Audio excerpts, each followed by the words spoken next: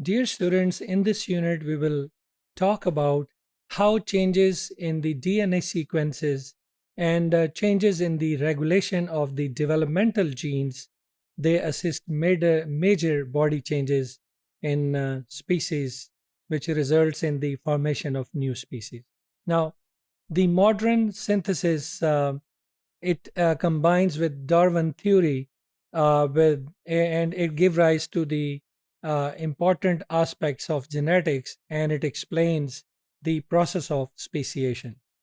Many biologists they believe that microevolutionary processes, including natural selection, mutation, genetic drift, and gene flow, account for the genetic variation within species, and it result in the origin of new species. Now, when we talk about natural selection, in natural selection, the favorable genes or the favorable traits which help a certain species to better adapt in their environment, whether it's changing or whether it's constant, uh, if it helps him better adapt to that environment, nature has the ability to naturally select for those traits.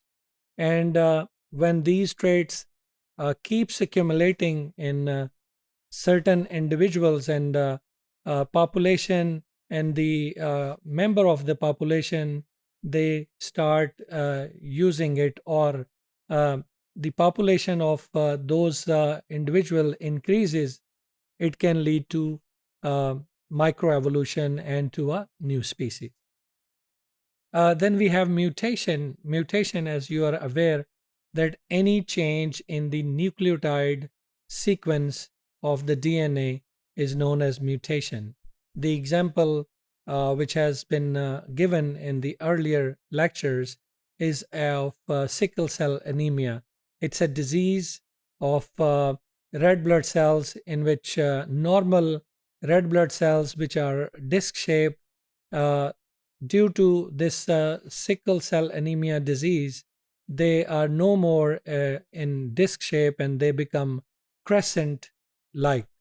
So, these crescent like red blood cells, they are not efficient in actively transporting oxygen and carbon dioxide within the blood. Now, this mutation is only occurs at one nucleotide, and that nucleotide change resulted in the change of the amino acid.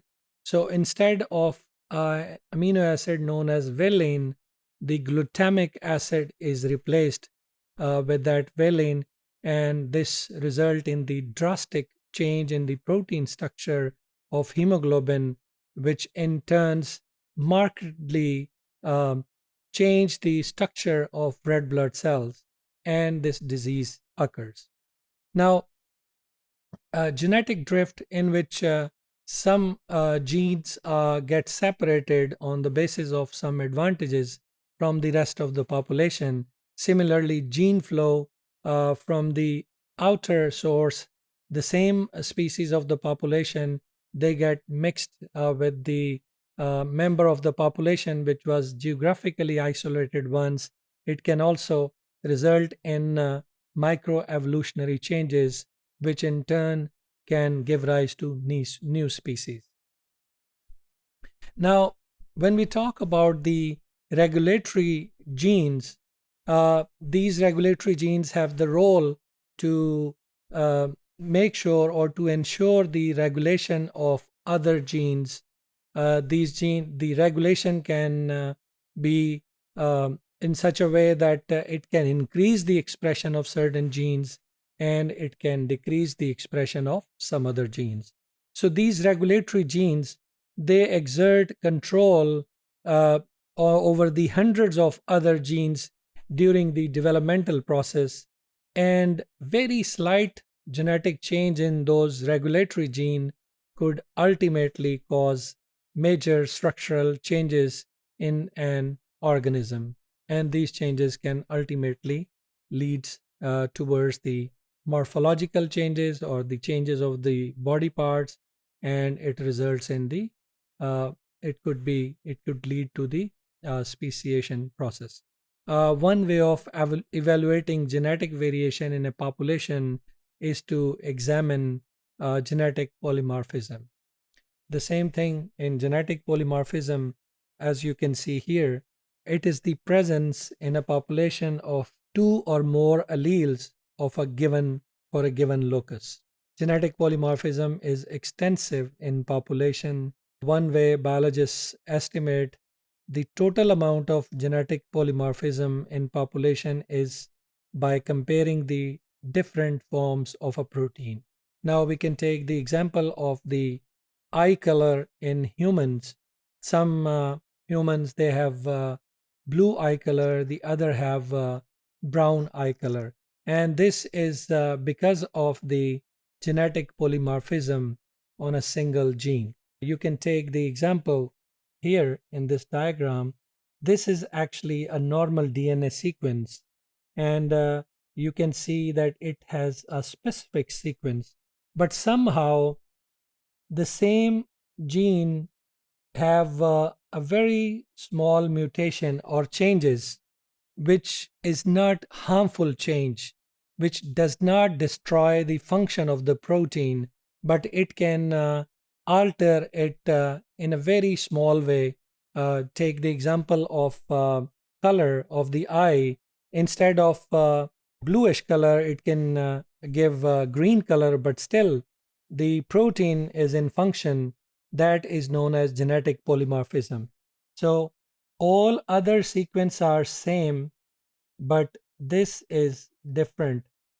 As you can see, the thymine is replaced with the cytosine, and it can give rise to a slight change in the function or in the morphology of that protein, or it can also result in change in the body parts. Now, each form consists of a slightly different amino acid sequence, and that is coded for by a different allele. And this the combination of these alleles make up the genetic polymorphism in an organism.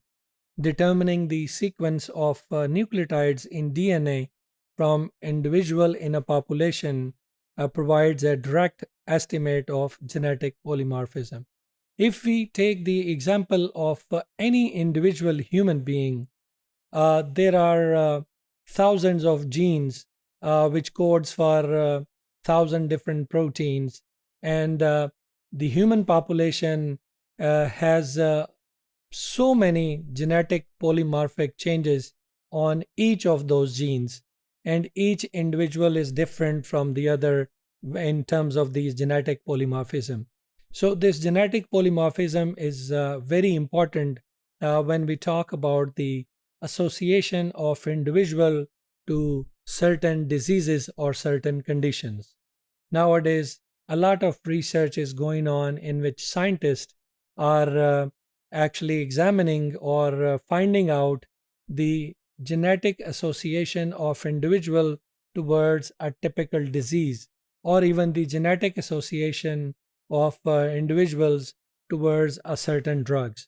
Some drugs works very efficiently in some individuals due to their polymorphic diversity, whereas in other individuals it may not work. So these changes, polymorphic changes, can define and help in the change in the structure as well as function in individuals.